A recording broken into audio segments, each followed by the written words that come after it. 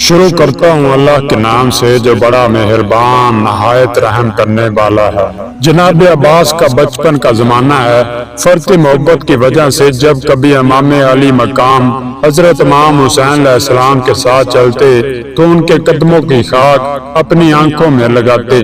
مسجد کوفہ کا مشہور واقعہ ہے کہ جناب امیر علیہ السلام تشریف فرما ہے۔ آپ کے پہلو میں سرکار سید الشہداء حضرت امام حسین علیہ السلام جلوہ افروز ہیں۔ شہنشاہ کربلا کو پیاس لگی، کمبر سے کہا پانی لاؤ۔ حکم ملتے ہی کمبر اٹھے۔ حضرت عباس جن کا اس وقت کم سنی کا زمانہ تھا نزدیک بیٹھے ہوئے تھے۔ کمبر سے مخاطب ہو کر فرمایا کمبر ٹھہرو۔ عباس حسین کے سامنے تشریف لائے، ہاتھ جوڑ کر عرض کیا آقا غلام کو کیوں بلا دیا؟ میں اپنے آقا کے لیے پانی لاتا ہوں۔ فوراً چلے، پانی کا جام لے کر خوشی خوشی مسجد کی طرف بڑھے۔ راستہ میں پانی گرا اور آپ کے کپڑے پانی سے تر ہو گئے۔ حسین علیہ السلام نے عباس علیہ السلام کو اس حال میں دیکھا، حسرت بھرے لہجے سے کہا بھائی عباس آج تو پانی لے آئے ہو، مگر ایک دن ایسا آئے گا کہ تم ہمارے بچوں کے لیے پانی لینے جاؤ گے لیکن ہزار کوشش کے باوجود پانی نہ لا سکو گے۔ عباس علیہ السلام نے عرض کیا مولا کیا میرے بازو اس وقت سلامت نہیں ہو گے؟ جنگ صفین میں آپ کی فداکاری کا واقعہ بھی مشہور ہے۔ امیر المومنین حضرت علی علیہ السلام باغیوں سے جنگ کر رہے ہیں، عباس بھی اس جنگ میں بابا اور بھائی کے ہمراہ ہیں۔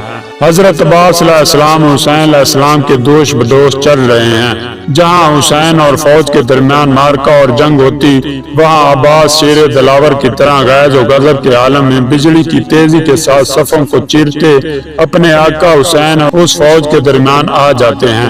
جو سامنے آتا ہے نیزے کی انی سے اٹھا کر زمین پر گرا دیتے ہیں۔ تھوڑی سی دیر میں اشقیہ کو فنا کیا، فوج میں کھلبلی مچ گئی۔ جناب عباس علیہ السلام فرماتے جاتے تھے کہ میں قمر بنی ہاشم ہوں، فرزند حیدر و صفدر ہوں، حق شناس ہوں۔ کسی کی جرأت ہے کہ میرے ہوتے ہوئے آقا حسین علیہ السلام کی طرف نظر اٹھا کر بھی دیکھے؟ کفر و ضلالت کی تیز و تند آندھیوں نے اگر شمع رسالت کو بجھانا چاہا تو ید اللہ کا ہاتھ اوپر رہا۔ دشمنان خدا اور رسول کی ہر کوشش کو زندگی بھر عباس علیہ السلام کے بابا اور ہمارے مولا امیر المومنین علیہ السلام ناکام کرتے رہے۔ اسی طرح باپ کے نقش قدم پر چلتے ہوئے شمع امامت کے لیے فرزند ید اللہ نے ہاتھ اوپر رکھا۔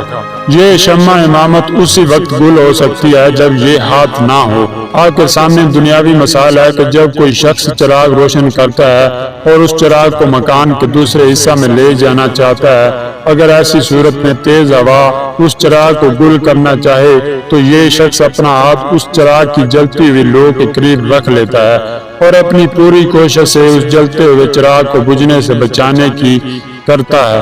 علی اور ابن علی عباس کا کردار بھی بالکل اسی طرح ہے۔ علی شمع رسالت کے پروانے اور عباس شمع امامت کے محافظ۔ دونوں نے اپنی زندگیوں میں رسالت اور امامت کو دشمنان اسلام کی شر سے محفوظ رکھا۔ بیٹا تو اس حد تک آگے بڑھ گیا کہ امامت کے حفاظت کے کرتے ہوئے اپنے دونوں بازوؤں کو کٹوا لیا اور امامت کی شمع پر جان نثاری کر دی۔